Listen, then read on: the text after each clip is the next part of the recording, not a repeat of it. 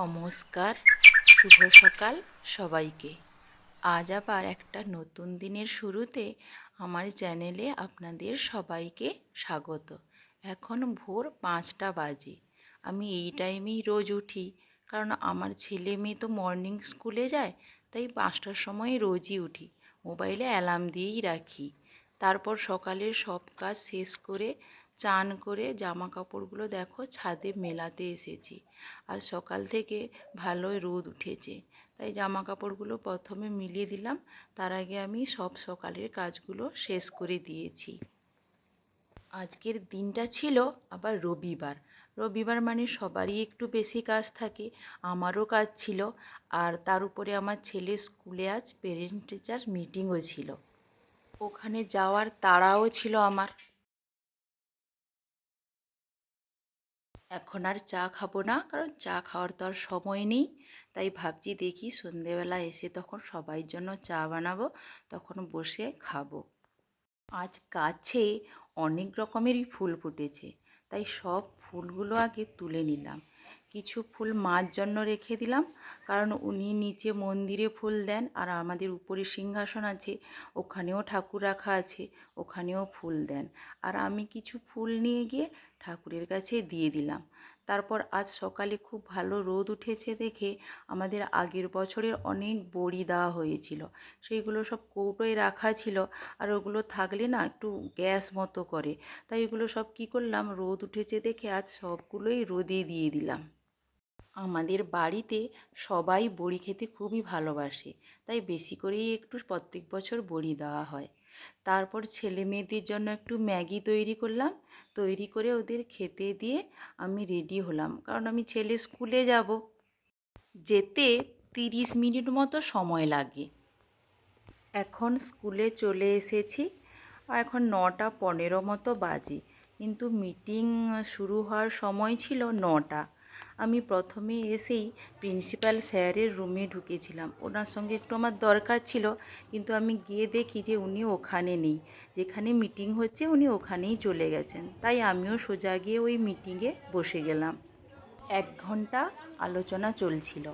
তারপর আমার ছেলেদের ফার্স্ট টার্মিনাল পরীক্ষা হয়েছিল, ওদের ওই খাতা চেক করার জন্য যে যার রুমে গিয়ে আমরা খাতা চেক করলাম। তারপর স্কুল থেকে বেরিয়ে আমি একটু মার্কেটের দিকে গিয়েছিলাম, কিছু জিনিস কেনার ছিল, তাই মার্কেটে গিয়ে যেসব জিনিস দরকার ওইগুলো কিনতে প্রায় আমার টাইম লেগে গিয়েছিল 1 ঘন্টা মতো। তারপর রাস্তা দিয়ে যখন আসছি তখন দেখলাম রাস্তার দুপাশে এত সুন্দর ফুল হয়ে গেছে, আর চোখ সরাতে পারলাম না, তাই ওইগুলোও ক্যামেরা বন্দি করে নিলাম তোমাদের দেখাবো বলে। তারপর দেখো বাড়ি চলে এলাম, বাড়ি আসি যখন তখন 11টা মতো বাজে। এসে আমি কিছু খেয়ে নিলাম, খেয়ে দিয়ে তারপর রান্না করতে চলে এলাম, কারণ সকালে একটা ইলিশ মাছ এনেছিল, ওটা কেটে আমি ম্যারিনেট করে রেখে দিয়ে গিয়েছিলাম, কারণ জানি এসে দেরি হবে, তাই তাড়াতাড়ি করে আগে রান্নাটা বসিয়ে দিলাম। ওই একটু ইলিশ মাছ দিয়ে আলু দিয়ে একটু ঝাল মতো করেছিলাম। আর আগের দিন চিংড়ি মাছ এনেছিল, সেটা ফ্রিজে রাখা ছিল, তাই সেটা দিয়ে, আর একটা চাল কুমড়ো ছিল, সেটা দিয়ে একটু তরকারি বানাবো ভাবলাম, তাই সেটা দিয়েই তরকারি করলাম। আর ছেলের জন্য একটু ডালও বানিয়েছিলাম, ওটার ভিডিও করিনি। তাই তারপর খাওয়া দাওয়া শেষ করে রেখে দিয়ে সব গুছিয়ে দিয়ে ছাদে গেলাম, কারণ অনেক দিন থেকে জামা কাপড়গুলো অগোছালোভাবে পড়ে আছে। আজ ভাবলাম যে দুপুরে গিয়ে আর ঘুমোবো না, ওই জামা কাপড়গুলো ভালো করে গুছিয়ে রাখবো।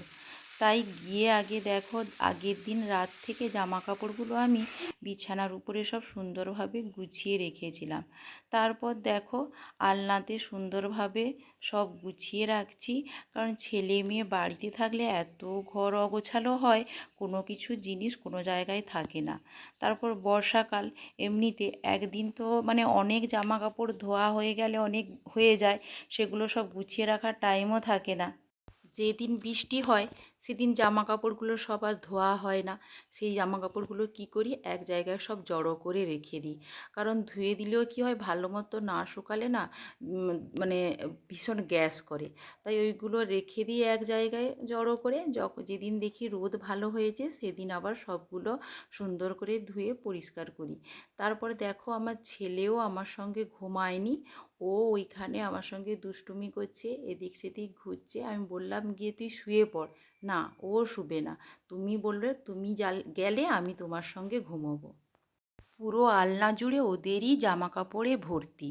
আর আমার তো শাড়ি বেশিরভাগটাই আলমারিতেই থাকে, যেগুলো রোজ ব্যবহার করি সচরাচর পরি সেগুলো আলনাতে কমই রাখি। এমনিতে আমি দড়িতে বা বাইরে কোথাও রেখে দিই। এদের জামা কাপড় রাখার পরে আর অন্য কারোর জামা কাপড় রাখার জন্য কোনো জায়গাই থাকে না।